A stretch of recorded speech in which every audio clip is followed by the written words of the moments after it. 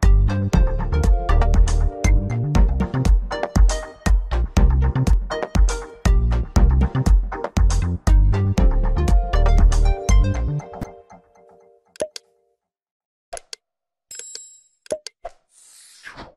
Halo, Assalamualaikum. Waalaikumsalam. Di lagi di mana, Bi? Ini saya lagi di Jawa Timur, Waduh, lagi rupanya jauh ya di mobil aja sih, jalan-jalannya. santai di mobil. Lagi acara Apa apa nih? kabar? Alhamdulillah kita juga sehat, baik semuanya. Ah, wah itu barang-barang banyak banget di depan tuh. Baik, ya ini ceritanya mau dibagi-bagiin nih. Nanti buat teman-teman yang live, yang ikutan live, kita bagi-bagiin ini juga hadiah-hadiah ini. Terus Wih, kita kaos juga nih, ada kaos baru dari kita. Lucu gak sih? CL, oke. minta bintang ya. Ya, Bib. Eh, Iya, berapa hari di Jawa Timur? di Jawa Timur enggak sih, besok udah balik insya Allah. Oh, enggak TikTok ya, berarti semalaman di sana. Semalaman di sini. Bib, ini kan kita kebetulan bahasannya apa sih sharing positive vibes di internet ya. Karena internet ini Oke, kan banyak konten, banyak potensi yang bisa kita manfaatin, kita dapetin, tetapi sayangnya eh, selalu ada dua mata pisau kan, ada positif, ada negatif. Kita pengen membendung, mengurangi, enggak ngurangin sih, cuman kita melawan yang jumlah yang negatif dengan menghadirkan yang positif. Seperti yang sudah dilakukan juga sebelumnya. Habib kan memilih untuk masuk ke ranahnya teman-teman di apa ya, milenial ya, yang lebih pakai ya. internet, sosial media gitu. Kenapa sih Bib pilih yang itu, Bib? Iya, pilih itu pertama ya, karena saya itu pertama adalah tahadus bin nikmah, mensyukuri nikmat saya karena Hmm, diberi waktu masih oleh Allah untuk jadi anak muda, jadi ya dakwahnya ke anak muda aja lah. oke. Karena ya suatu hari kan saya akan tua. Daripada saya sok tua dari sekarang, mending saya sekarang ngurusin anak muda sebelum saya tua. Nanti ketika saya tua, toh nanti saya akan mengurusi orang tua, pakai sorban, kemudian pakai jubah, kemudian jokes saya agak lucu seperti jokes bapak-bapak komplek dan lain sebagainya. Nah, itu yang pertama. Kemudian dan yang kedua adalah kata Allah dalam salah satu hadis qudsinya, Nabi katakan Allah itu tersenyum kalau ada anak muda yang melawan sofwahnya. Artinya Hmm. kalau ada anak muda yang takwa melawan sofwah. Sofwah itu apa? Kecenderungan kepada hal-hal yang minimal sia-sia, maksimal adalah maksiat. Nah Allah tersenyum karena kalau generasi milenial jadi taat sama Allah itu harus ada yang dilawan dalam dirinya. Dia harus memilih Hmm. kajian ketimbang ngafe misalnya ya. Dia harus memilih taat ketimbang maksiat. Nah itu kan pilihan bagi generasi milenial. Nah, Hmm. kalau bagi generasi kolonial sih Allah biasa aja. Mengapa? Karena kemungkinannya dua. Pertama, jatah nakalnya sudah dihabisin waktu kecil. Kemudian yang kedua adalah dia sudah ingat umur. Jadi dia udah taat aja, udah deket sama masjid, deket sama Allah gitu. Karena dia yang ngerasa dirinya udah deket juga sama kuburan gitu. Mau kemana lagi gitu. Nah, uh, maka saya dakwah ke anak muda. Dan anak muda itu bergerombolnya, berkumpulnya ya di media sosial. Apalagi data yang pernah saya baca tahun 2019 dari We Are Social itu menyebutkan 58% orang Indonesia itu menggunakan media sosial untuk mencari informasi termasuk informasi agama. Itu tahun 2019 sudah lebih dari separuh orang Indonesia yang menggunakan media sosial untuk mencari informasi agama. Apalagi sekarang di tahun 2021, mungkin angkanya bisa sampai 60% lebih orang yang sudah tersambung dengan media sosial, tersambung dengan gadget, dan mencari informasi tentang agama dari gadget itu sendiri. Nah, kemudian masih dari data We Are Social, tahun 2019 itu menyebutkan rata-rata orang Indonesia menghabiskan waktunya 8,5 jam dengan medsos untuk menggali informasi, hiburan, dan lain sebagainya. Nah, bagi saya ini potensi dalam dakwah. Bayangin, Anda gak usah kemana-mana, bahkan di mana saja seperti saya saat ini di mobil, bisa berdakwah ke 60% lebih masyarakat Indonesia yang menggunakan media sosialnya lebih dari 8,5 jam sehari. Bayangin, 8,5 jam. Makanya banyak keluarga di Indonesia yang gak bahagia karena 8 jam dia gunakan untuk bekerja, 8 jam dia gunakan untuk tidur, dan 8 jam dia gunakan untuk bermedia sosial. Gak ada waktu untuk keluarga. Makanya keluarganya broken home semua anak-anaknya. Nah, jadi karena media sosial itu merupakan sorry. Biasa ngaji sama Ustadz sih.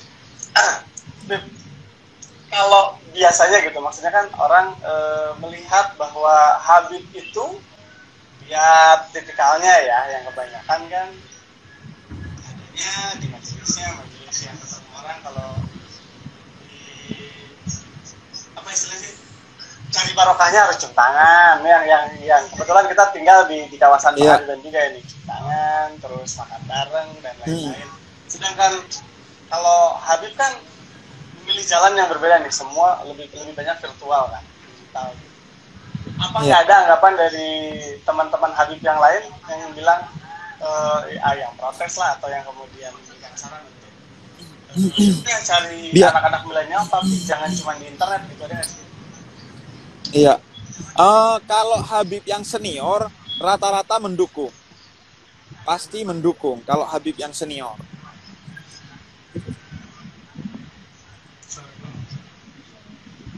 Halo? Suara saya masih oke ya?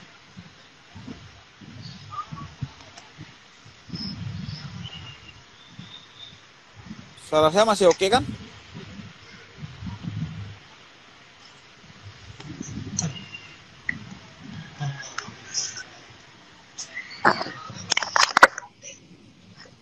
Suara saya oke nggak?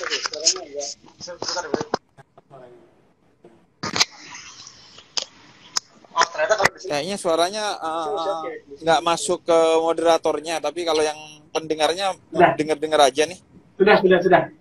Sudah. Aman nih. Oke. Iya.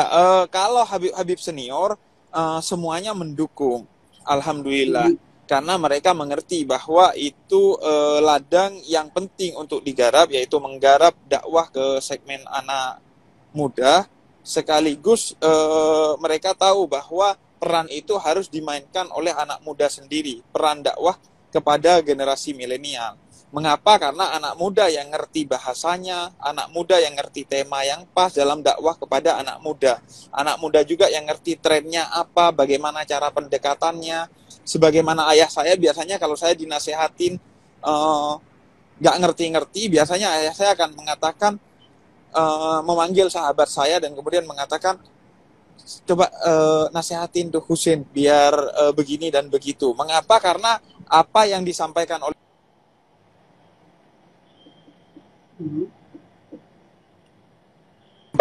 guru atau orang tua. Karena kalau digurui itu cenderungnya anak muda akan denial. Dan itu sebenarnya saya belajar kepada Nabi Muhammad. Bagaimana Nabi Muhammad itu menyebut santri-santrinya atau murid-muridnya sebagai sahabat, bukan sebagai murid. Karena apa? Karena agar hubungannya itu tidak guru dan murid, agar tidak terkesan menggurui, tapi kesannya adalah sharing seperti saat ini. Nah, karena itu Habib-Habib senior itu sangat mendukung saya. Bahkan saya punya beberapa konten, misalnya kalau saya punya Kultum Pemuda Tersesat bersama Tretan Muslim dan Joki, saya punya Kultum Pemuda Tercerahkan bersama salah seorang Habib senior paling berpengaruh di Jakarta, yaitu Habib Jindan bin Novel bin Salim bin Jindan gitu. Jadi rata-rata didukung sih. Bahkan saya sering dipanggil untuk dinasehati, dikuatkan, diberi semangat agar terus berada di jalan dakwah ini, karena mereka tahulah jalan dakwah ini pasti butuh kesabaran, buku tekad yang bulat dan lain sebagainya. Sering saya itu dipanggil malam Jumat misalnya ke pengajian beliau-beliau untuk kemudian diberi nasihat, dikuatkan tekadnya, ditambah semangatnya dan lain sebagainya.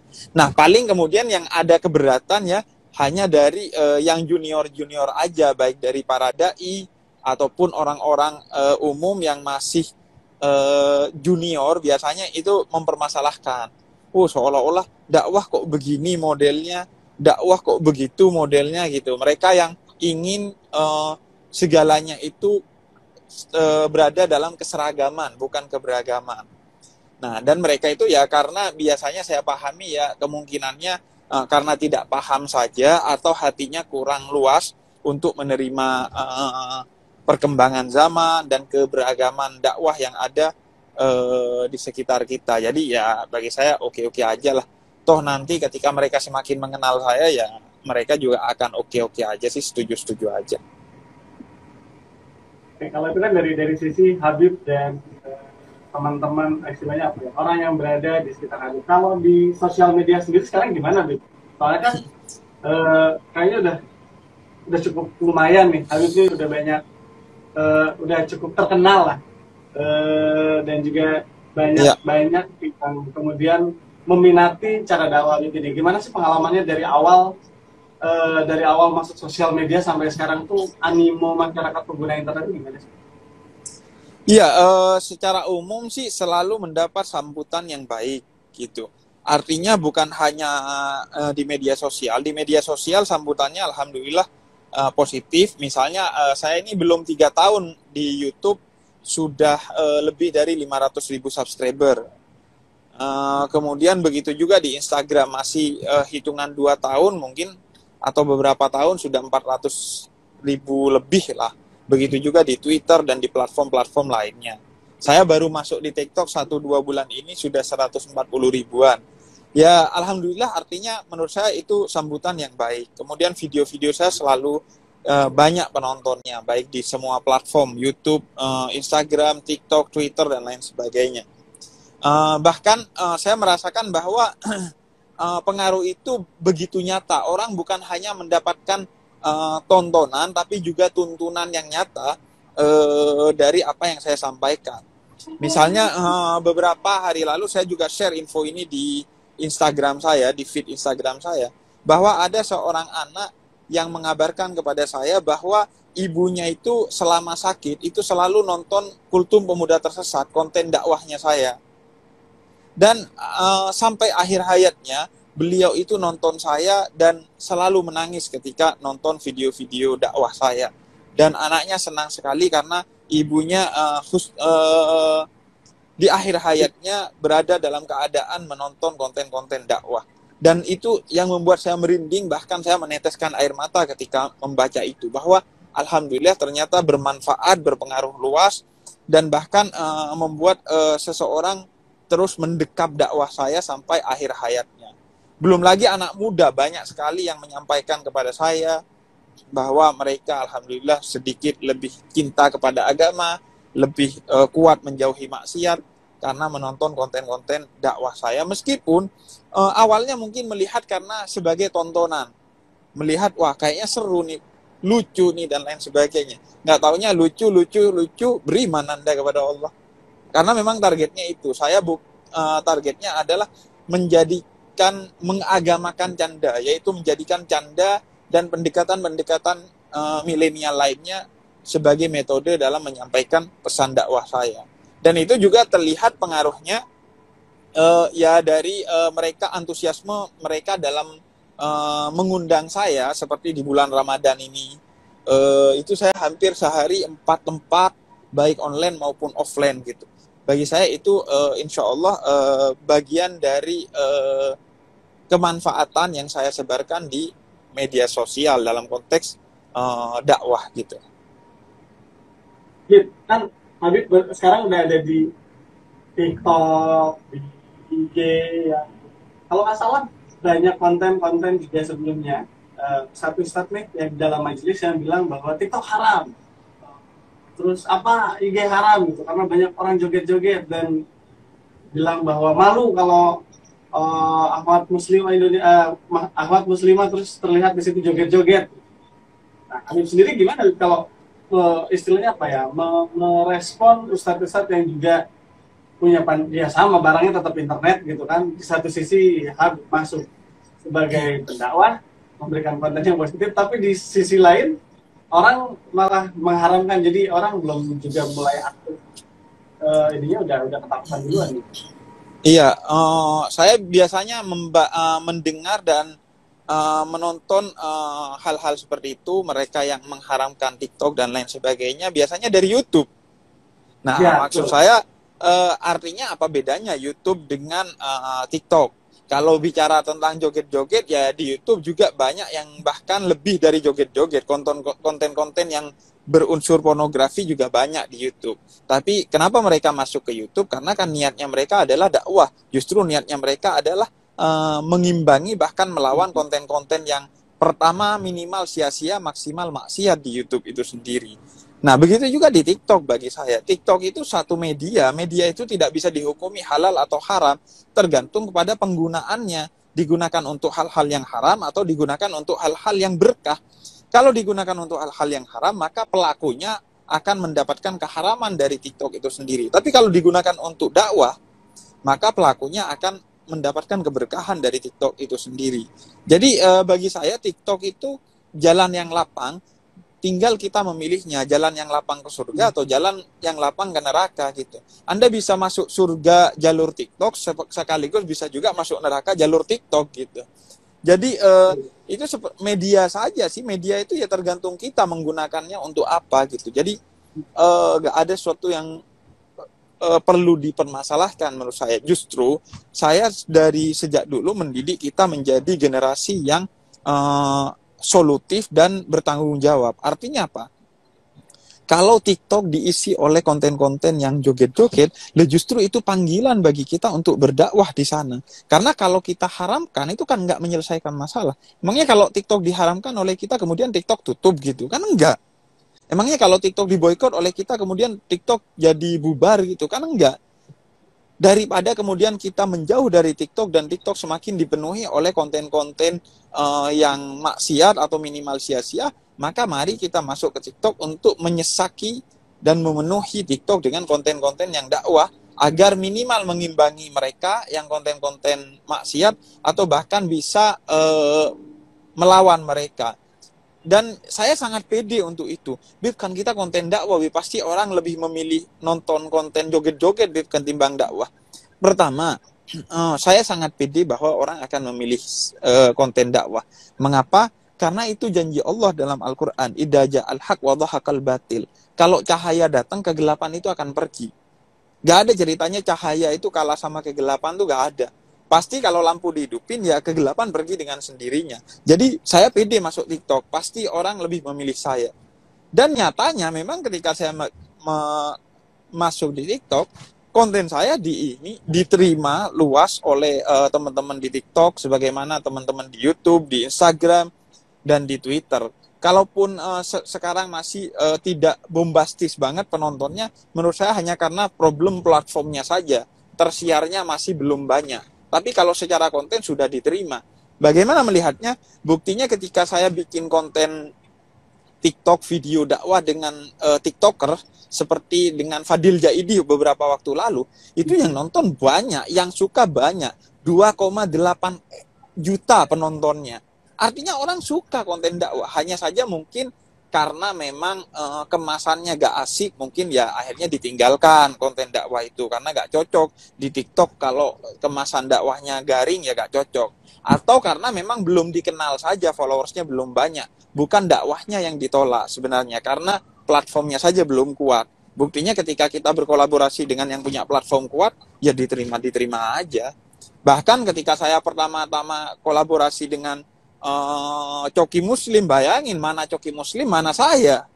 Kayak dua orang yang berada di seberang. Tapi ternyata penonton Coki Muslim ketika saya hadir di platform mereka suka tuh, dan banyak yang terpengaruh. Karena itu saya ingin mengurangi lah suuzon saya kepada orang lain. Sudahlah, kita ya udah berdakwah saja. perkara orang itu ikut atau tidak itu urusan dia dengan Allah. Tugas kita hanya menyampaikan saja dengan segala platform penyampaian yang ada. Tapi pernah dapat kemudian counter dari sesama pendakwah yang menyebutkan bahwa apa yang dilakukan Habib suatu hal yang juga sesat atau apa gitu? Oh, saya kan sebelum disesatkan oleh mereka sudah menyesatkan diri saya sendiri. Saya ini pengasuh kultum pemuda tersesat. Jadi jadi nggak ada alasan. Tapi memang sejauh ini sih nggak ada sih yang serius kemudian komplain kepada konten dakwah saya karena di media sosial nggak ada.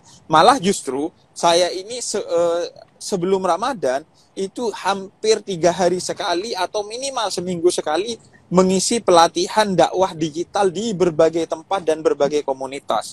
Selama Ramadan aja ini saya vakum dari pelatihan-pelatihan itu karena lebih fokus untuk dakwah dalam konteks Ramadan dulu. Nanti setelah Ramadan saya itu sudah ditunggu acara-acara pelatihan-pelatihan dakwah digital untuk membekali dai-dai baik di NU, Muhammadiyah dan di berbagai komunitas lainnya. Justru diminta untuk mendidik generasi muda dari berbagai komunitas muslim untuk berdakwah saya. Untuk mengajari mereka berdakwah di digital karena kadang mereka itu punya konten tapi nggak punya kreativitas untuk berdakwah di media sosial. Kan kalau misalkan sekarang Habib itu kita sebutlah pionir masuk ke dalam dunia internet, kemudian melakukan dakwah dan lain-lain. Kalau nantinya kemudian dakwah di internet itu ngetren, gimana, Bib? Kalau dakwah di internet ngetren, jadi banyak gitu loh banyak yang dakwah juga di internet. oh ya bagi saya itu bagus. Justru itu yang sedang kita dorong agar orang punya pilihan mau mengikuti yang mana yang lebih sesuai dengan kesukaan mereka. Semakin banyak pilihan, maka semakin banyak orang yang tercerahkan.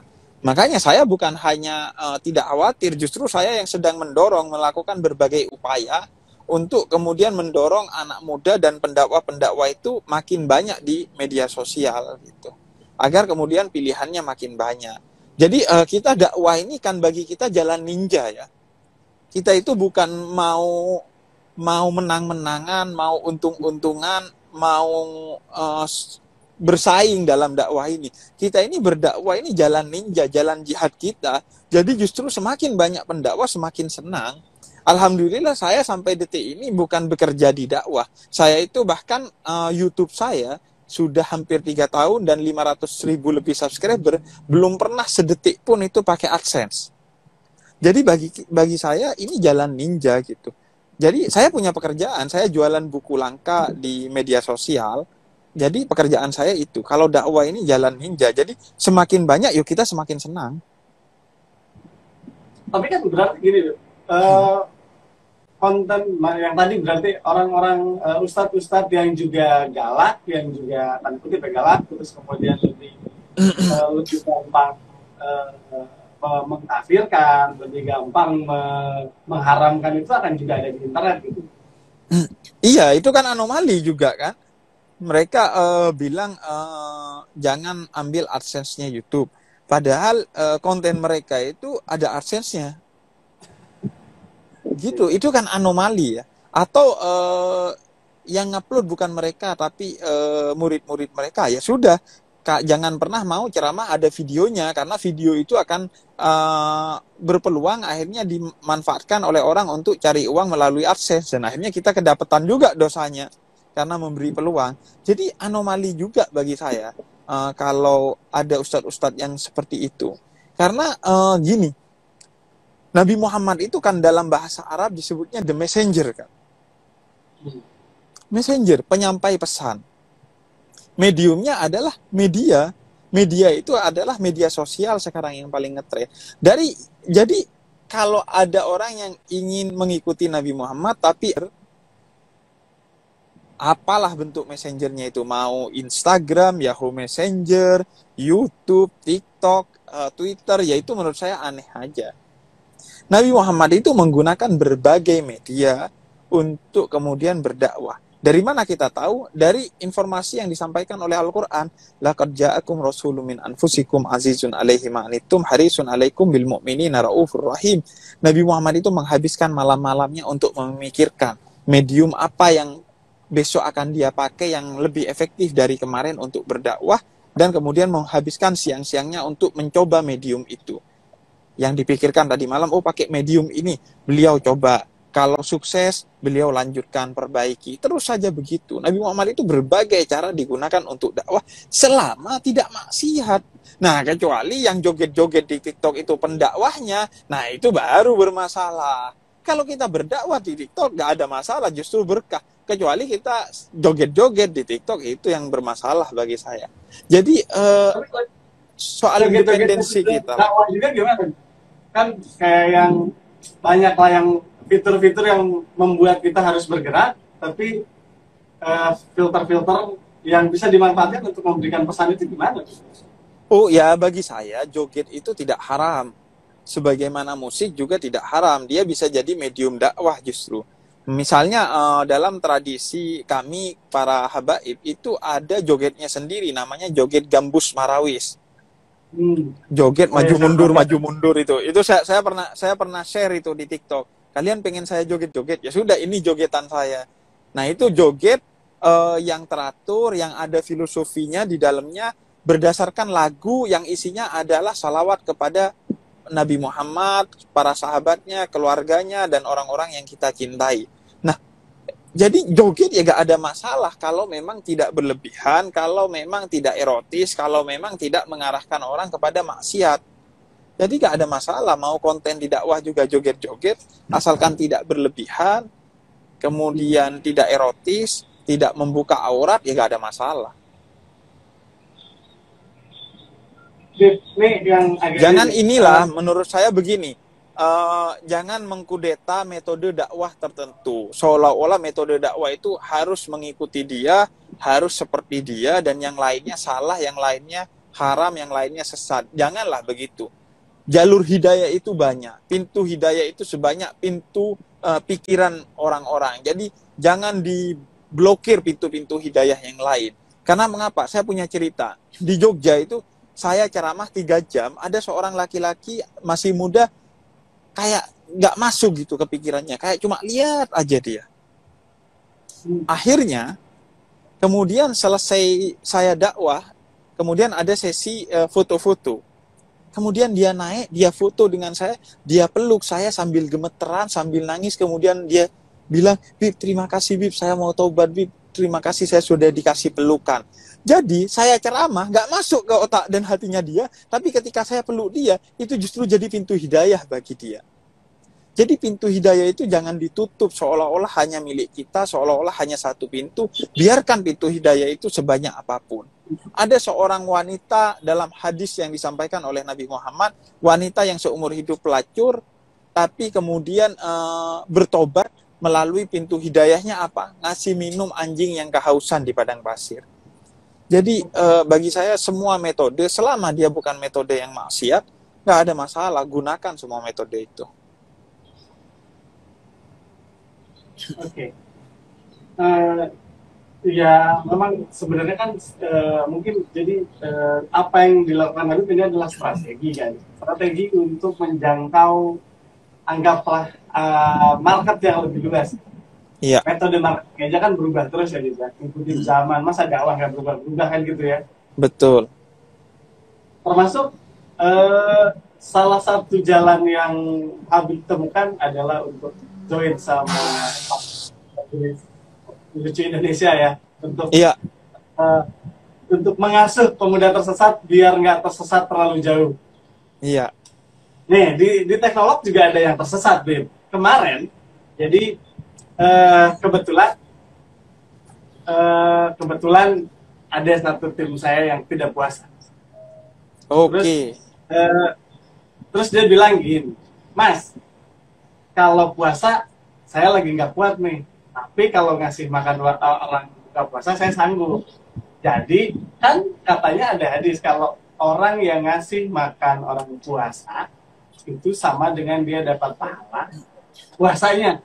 tanpa mengurangi pahala si orang yang puasa tersebut. Nah, jadi dia hari itu tidak puasa, tapi dia beliin orang buat buka. Itu gimana, Bu? Oke. Iya, memang itu hadis dari Nabi Muhammad SAW. Nabi katakan pahala bagi orang yang ngasih buka bagi orang yang berpuasa adalah setara dengan orang yang berpuasa itu sendiri. Itu benar. Tapi tetap saja kita harus puasa. Kenapa? Karena puasa ini adalah kewajiban bagi kita. Kutiba alaikumusiyam.